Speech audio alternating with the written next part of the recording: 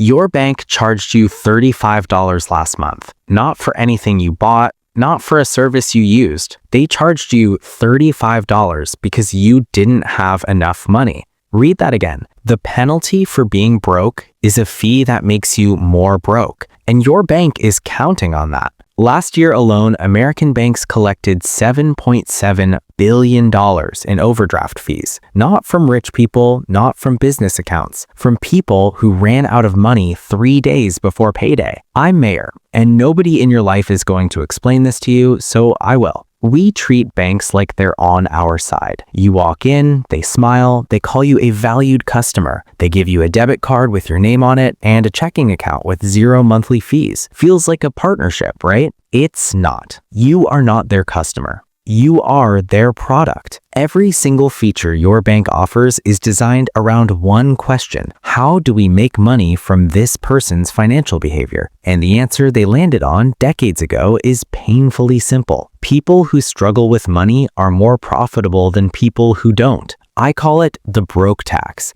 It's every fee, penalty, and charge that only exists when you don't have enough money. And it's the most reliable revenue stream in American banking. Let me show you how this actually works. Take a guy named Jerome. He's 31, works in warehouse logistics in Memphis, making $41,000 a year. He gets paid every 2 weeks on Friday. It's a Wednesday night, 2 days before payday, and his checking account has $22 in it. His phone bill auto-pays tonight for $85. He forgot to pause it. The payment goes through. His account drops to negative $63. His bank doesn't decline the charge.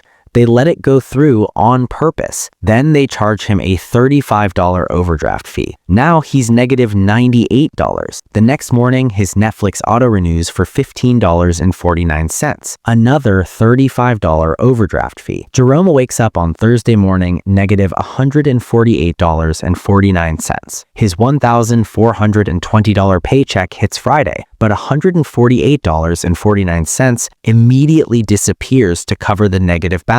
Before Jerome buys a single thing on payday, he's already lost over 10% of his check to fees that only exist because he was poor for 48 hours. Jerome's bank made $70 off of him in 2 days, not because he was irresponsible, because a phone bill and a streaming service auto-renewed 48 hours before his paycheck landed. 2 days, $70 gone. But here's where it gets worse.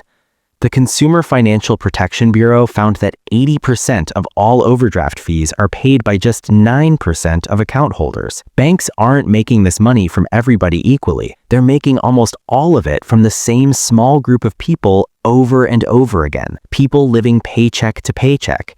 People whose direct deposit hits 2 days too late. People like Jerome. The average overdraft user pays $252 a year in fees. The heavy users, that 9%, pay closer to $500 a year. Over 10 years, that's $5,000 taken from the people who could least afford to lose it. And the banks know exactly when these fees hit hardest. Internal data shows that overdraft fees spike between the 28th of the month and the 3rd of the next month, the window when most accounts are at their lowest right before payday. They see the pattern. They've studied it. They profit from it every single month like clockwork. Think about your own bank account for a second. Have you ever been charged a fee because a payment hit 1 day before your check arrived? Have you ever watched your paycheck disappear into fees before you could spend $1 of it? That's not an accident. That's the business model.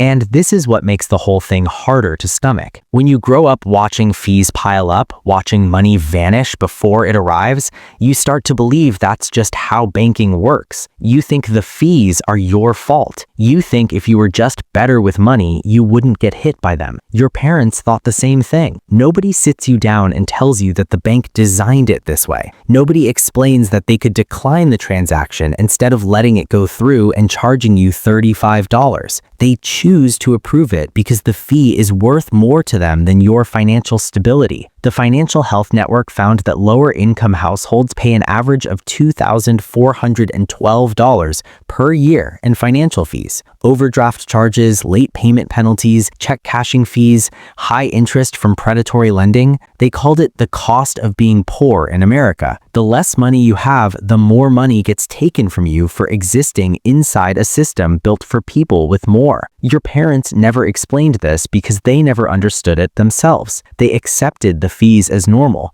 They absorbed the shame quietly. And then they passed that same shame to you every time they said you just need to be more careful with your money. But careful doesn't fix a system designed to profit from your shortfall. Budgeting doesn't change the fact that the penalty for not having enough money is losing more money. So if it's not about being careful, what is it actually about? It's about a financial system that profits from the gap between when your money leaves and when your money arrives. The broke tax isn't a glitch. It's a feature. Banks don't make $7.7 billion a year by accident. They make it by designing a system where running out of money costs money, where running 2 days early on a bill and 2 days late on a paycheck creates $70 in pure profit. You were never bad with money. You were using a system that makes money every time you fall short. That's not a relationship.